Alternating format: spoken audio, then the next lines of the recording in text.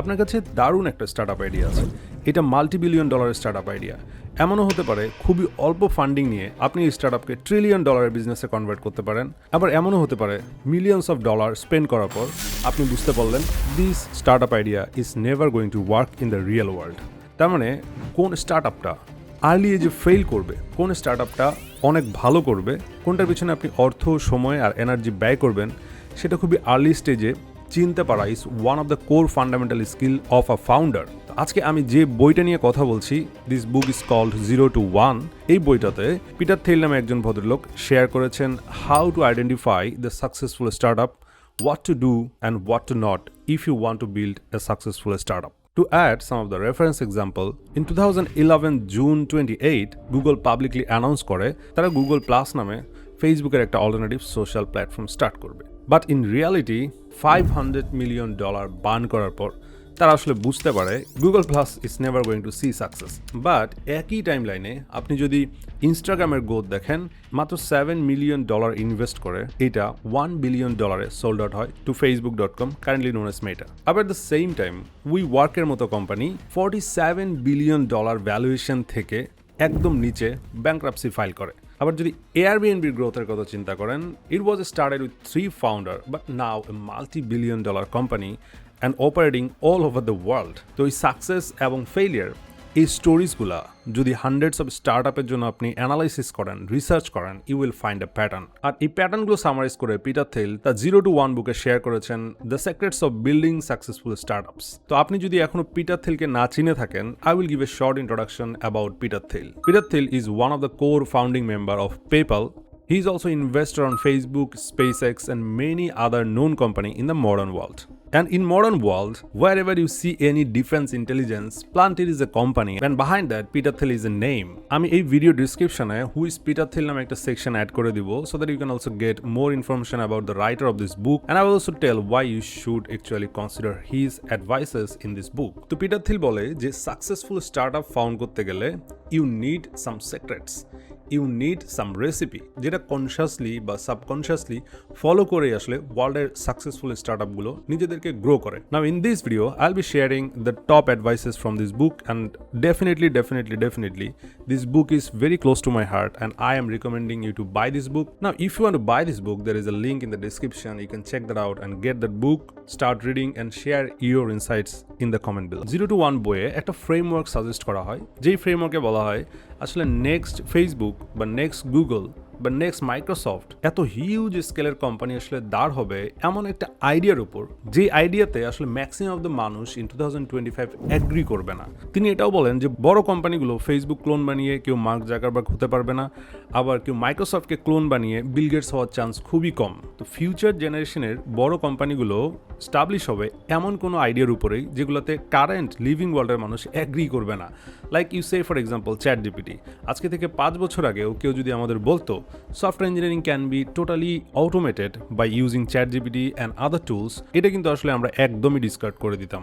But now in reality, in 2025, 6 and 7, we'll see a lot of automation related to content industry, related to software development, related to any field in the living world. তো তিনি সেটাই বলেন, এই disruptive আইডিয়াগুলো এমন জিনিস যেগুলোকে আসলে বর্তমান সময়ে কোনো মানুষ এগ্রি করবে না। যেমন এয়ারবিএনবি ফর এক্সাম্পল, একজন অচেনা অপরিচিত মানুষের বাসায় আপনি গিয়ে থাকবেন, it sounds very weird, right?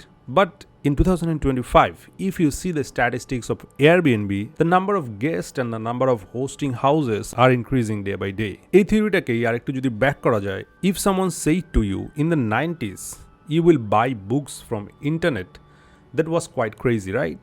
But in 2025, that is the reality for Amazon.com. They started from selling books and now they build their e-commerce empire throughout the world. However, at the same time, if you take the example for Uber, they were actually suggesting someone to rent their private vehicle, and they're also telling other parties to book someone else's private vehicle.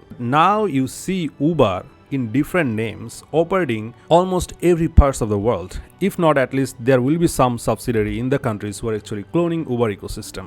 বইয়ের এই পার্টটাতেই, first পার্টটাতেই তিনি বুঝিয়েছেন try to start working on idea যেটাতে এখন maximum লোক disagree করবে।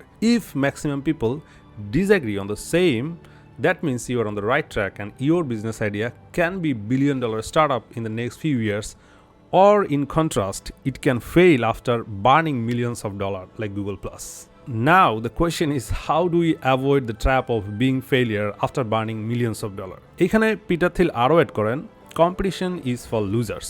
তার মানে আপনি এমন একটা মার্কেটে যদি এন্ট্রি করেন, অন্য কোনো বিজনেসের সাইডে আপনার বিজনেস আপনি করতে যান, সেখানে যদি আপনি মনোপলি ক্রিয়েট করতে না পারেন, that means you'll be getting lost in the market itself, slowly but eventually. তিনি আরও অ্যাড করেন, in the modern world becoming A monopoly is a big risk for the business, but তিনি at the same time বলেন আপনাকে আসলে সফল হতে হলে বিজনেস মনোপলি ক্রিয়েট করতে হবে।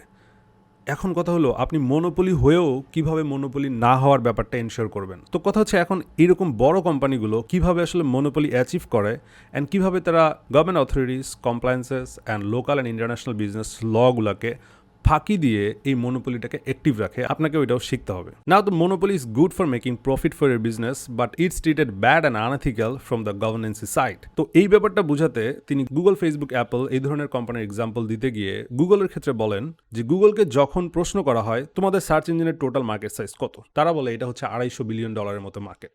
Now the next question comes from the government agencies, তোমাদের 90% মার্কেট শেয়ার, এটা মনোপলি হচ্ছে না? তোমাদের এন্টি ট্রাস্ট ল ভায়োলেশন হচ্ছে না? গুগল তখন বলে না না না, আমরা মনোপলি করছি কই, আমরা তো মনোপলি করছি না, আমাদের মেইন সোর্স অফ ইনকাম তো হচ্ছে অ্যাডস অ্যান্ড রেভিনিউস। যে টোটাল মার্কেটটা হচ্ছে আপনার $100 বিলিয়ন মতো, এখানে তো মাত্র আমরা $250 বিলিয়ন একটা মার্কেট সাইজের মধ্যে নিজেরা 90% স্টেক নিয়ে বসে আছি। দেখুন, অ্যাড তো টিভিতেও হয়, নিউজ পেপারেও হয়, বিলবোর্ডেও হয়, ডিজিটাল প্ল্যাটফর্মে অ্যাড হয়। আমাদের এখানে তো শুধু অ্যাড হচ্ছে না, ফেসবুকে হচ্ছে, পিন্টারেস্টে হচ্ছে, আপনার ইউটিউবে হচ্ছে, এছাড়াও আরও অনেক প্ল্যাটফর্মে হচ্ছে। তো দেখেন বস, আপনি আসলে $260 বিলিয়ন সার্চ ইঞ্জিন মার্কেটে না ঢুকে let's enter into the entire ad market, তো সেখানে কিন্তু আমরা মাত্র 28%। Now the government understands it's not monopoly but yet monopoly, but there is nothing to do as there is a valid counter argument, so let them be alone and do their business।